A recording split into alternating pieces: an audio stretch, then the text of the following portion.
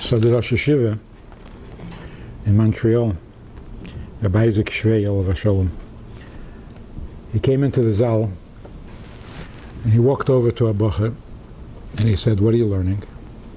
He told him the piece of Gemara, Tosfos, whatever it was. So Rabbi Isaac asked him kasha, a simple, obvious kasha. And the Bocher sat. He was quiet. So Rabbi Isaac says, "What are you thinking?" He says, I'm thinking an answer. He says, "You know the answer?" He says, "No." He says, "Then what are you thinking?" He says, "I'm thinking an answer." He says, "But you don't know an answer, so what are you thinking?" He says, I think he doesn't know what do you want from me? He says, "I'm thinking the question." He said, "You don't understand the question? I'll explain it to you." He said, "No, I know the question." He says, "So you know the question, you don't know the answer, so what are you thinking?" The Bacha said, "What do you want from me?" He said, "I want to know how you think." How does it work when you have a question, you know the question, you don't know the answer, so you sit and what are you doing? You're thinking. What are you thinking? You can't think the answer because you don't know the answer. The question you don't have to think, you know it already. So what are you doing? You know, actually sometimes it works. You sit and think and think and think, all of a sudden you know the answer. What did you do to find the answer? You just sit there and wait and hope? Maybe? Maybe you'll come up with an answer? How do you think? What are you thinking?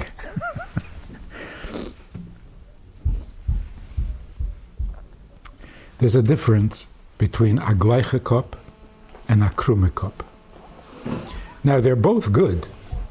They're both talented. They're both smart. But one is gleich and one is krum. One is straight and one is off. Crooked. And crooked can be genius. You can make such a pilpul and it's really off completely. But it's brilliant. It's just not correct. So when you have a question and you start looking for an answer, if you know where to look, then you come up with a klode Kop and you come up with a straight answer and a correct answer.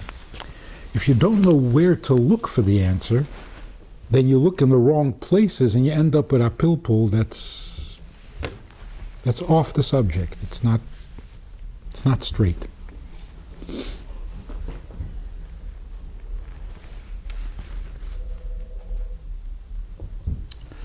So Rosh Hashiva was asking him, you know there's an answer someplace. Because there's a stira, there's a contradiction here. Here it says yes and here it says no. And you have to figure out why.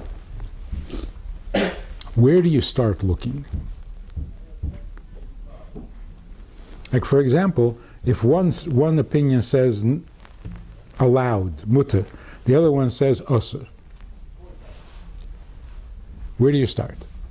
You can either start mutter doesn't really mean mutter. It really means, or you can say no, osur doesn't really mean osur. Mutter is only in certain cases. Or, no, maybe osur is only in certain cases. Where do you start? How do you know where to look for an answer?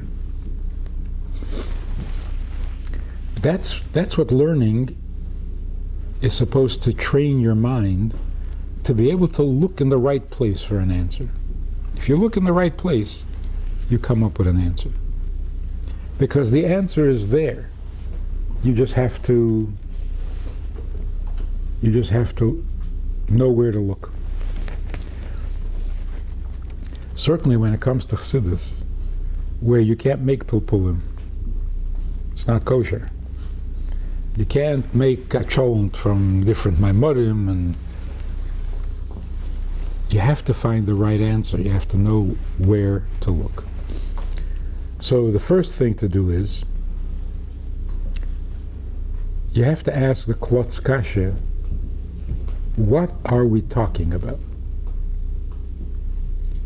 Because sometimes it feels like you know, but you don't really know.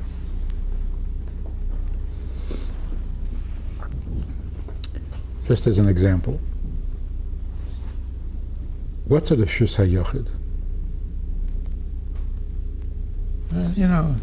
Daled al daled, and it's 10 tvachim high, and it's surrounded by a wall, and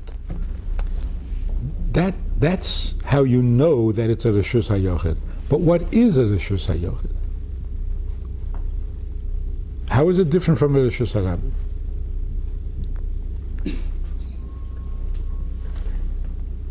Like a klotz kasha. Reshus hayochid means this belongs to one person. What's one person? One person is one of many people. So how's that different from reshus harabim? And what does it mean, a reshus harabim? A place that belongs to a lot of people. How can some place belong to a lot of people? They're all shutfim? It belongs to them? What does that mean? You have a street in Manhattan where you have 600,000 people, so the reshus harabim, deraisa. What does that mean? All 600,000 people own that place? Belongs to them? Who does it belong to? If you ask the klotz kasha, then your mind stays focused and you know where to look for the answer. Does this make sense?